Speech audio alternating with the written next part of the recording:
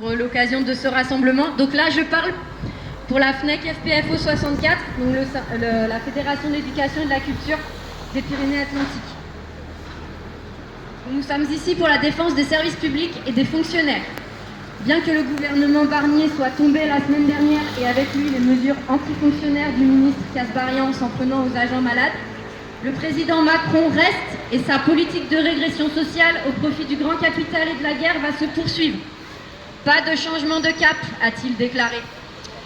Ainsi, même si les projets de loi de finances et de financement de la sécurité sociale pour 2025 sont abandonnés suite à la motion de censure, les agents publics ne peuvent être satisfaits.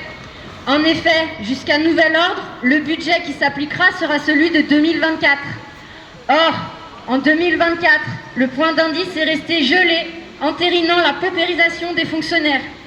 Il faut savoir en effet que notre ancien ministre de la fonction publique, arguant de la nécessité d'aligner public et privé au nom de l'égalité, a omis de préciser qu'à taille comparable en effectif, les négociations annuelles obligatoires menées dans les entreprises privées en 2024 couvrent l'inflation, soit en moyenne 6%.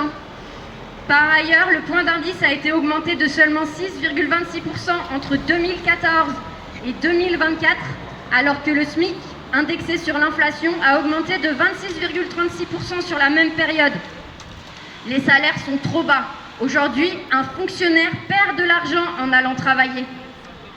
En 2024, des milliers de postes ont été supprimés dans tous les services, entraînant la dégradation des conditions de travail et avec elle, de la qualité du service aux usagers. Les services publics, pourtant garants de l'égalité de traitement des usagers et de la cohésion sociale, sont systématiquement sous-financés.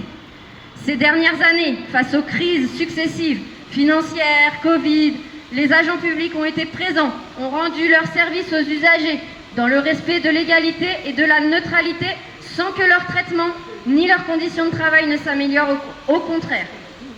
En 2024, la réforme Macron des retraites, imposée par 49.3 malgré l'opposition des salariés et de leurs organisations syndicales, s'est mise en place, obligeant tous les salariés à travailler 2 ans de plus. C'est pourquoi nous revendiquons l'abrogation de la réforme des retraites Macron, l'augmentation immédiate de 10% du point d'indice et le rattrapage des 28,5% de pertes depuis 2000, l'arrêt des fermetures de lits à l'hôpital public, 80 000 lits fermés depuis 2007, le financement de l'hôpital à hauteur des besoins de la population et non dans le cadre d'une enveloppe fermée, l'ouverture de places dans les établissements formant le personnel soignant, l'arrêt des fermetures de postes dans l'éducation nationale et l'arrêt des réformes de casse de l'école, afin que les élèves puissent étudier dans des conditions correctes. L'arrêt des suppressions de postes aux finances publiques et le rétablissement des trésoreries garantes de la proximité avec les contribuables et de l'égalité fiscale sur tout le territoire. L'arrêt des suppressions de postes dans les préfectures, afin que les usagers puissent avoir accès à des agents humains qui peuvent les aider, les écouter et les orienter en fonction de leurs besoins. La revalorisation et reconstruction de la fonction publique territoriale, la protection des agents en première ligne qui sont régulièrement agressés verbalement et parfois physiquement, les missions de proximité que sont l'éducation, la culture, le sport, l'assainissement, la collecte des déchets, les EHPAD, l'entretien des infrastructures locales. Tout ceci fait partie de la vie des gens et permet la cohésion sociale dans nos territoires. Tout ceci est le fruit du travail des territoriaux qui réalisent leur mission au quotidien, malgré les conditions extrêmement dégradées et des salaires beaucoup trop bas. Nous disons stop, stop au mépris, stop à la déqualification, stop à la paupérisation, stop aux dégradations des conditions de travail. La situation économique en France est le résultat de choix faits par le président Macron, qui ne reconnaît pas ses défaites aux élections, alors qu'elles sont le résultat d'un rejet profond de sa politique par les citoyens.